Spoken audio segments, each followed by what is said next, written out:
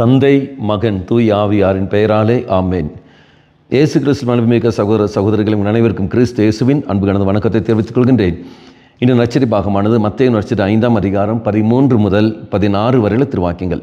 குறிப்பாக 13வது வாக்கியம், நீங்கள் மண் உலகிற்கு உப்பாய் இருக்கிறீர்கள். உப்பு வேப்பற்று போனால் எதை கொண்டு அதை வேப்புள்ளவராக முடியும்?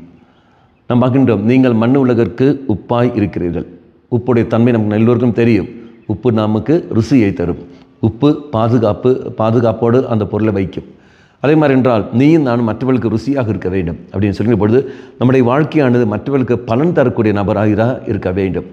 நம்முடைய வாழ்க்கையானது மற்றவர்களுக்கு ஒரு வேதனையோ ஒரு காயங்களோ இல்லாமல் மற்றவர்களும் நன்மை பயக்க வண்ணமாக நீ நான் வாழ்வதற்கு முயற்சி எடுக்க வேண்டும். ரெண்டாவது நாம் பார்க்கின்றோம், உப்பானது பாதுகாப்பு கொடுக்கும். அப்படி என்றால் அது கெட்டு போகாமல் எப்படி அந்த உப்பானது பதம் பார்த்து அப்படி வைக்கிறதோ அதே போல் நீயும் நானும் நம்முடைய விசுவாச வாழ்க்கையானது கெட்டு போகாமல் இருப்பதற்கு நாம் பாதுகாக்க வேண்டும். அதே மாதிரி நம்மிடத்தில் ஒப்படைக்கப்பட்டவர்கள் அவர்களும் கெட்டு போகாமல் விசுவாச வாழ்க்கையை விட்டு போகாமல் இருப்பதற்கு நம்மளால் இருந்த முயற்சி நாம் எடுக்க வேண்டும். அப்போ தெய்வத்தோடு இணைந்து கொண்டு மனித நேயத்தோடும் மனித மாண்போடும் மனித புண்ணியத்தோடும் நாம் வாழ நாம் கற்றுக்கொள்ள வேண்டும். திண்மைகளும் தீய சக்திகளுக்கும் தீய பழக்கக்கு அடிமை ஆகாமல் நீ நாம் பார்க்க வேண்டும். அதுதான் உப்பாக மாறுவது. இப்போ நீ நாம் அப்பேற்பட்ட ஒரு மனநிலை கடந்து வருவோம். அப்பேற்பட்ட ஒரு வாழ்க்கையை வாழ்வதற்கான சக்தியை இறைசனில் கேட்டு மன்றாடுவோம். கண்டை முடிக்கொள்வோம். அம்மா மாதாவே, தெய்வ மாதாவே, எங்கள் மாதாவின் அன்னையே, விசேஷமாக எங்கள் மேல் பரிந்து பேசி எங்கள் மேல் இரக்கம் கொண்டு எங்களுக்காக பரிந்து பேசி நாங்கள் அனைவரும் உம்மை போலவே உப்பாக மாற கிருபை தந்துள்ளோம். ஆமேன்.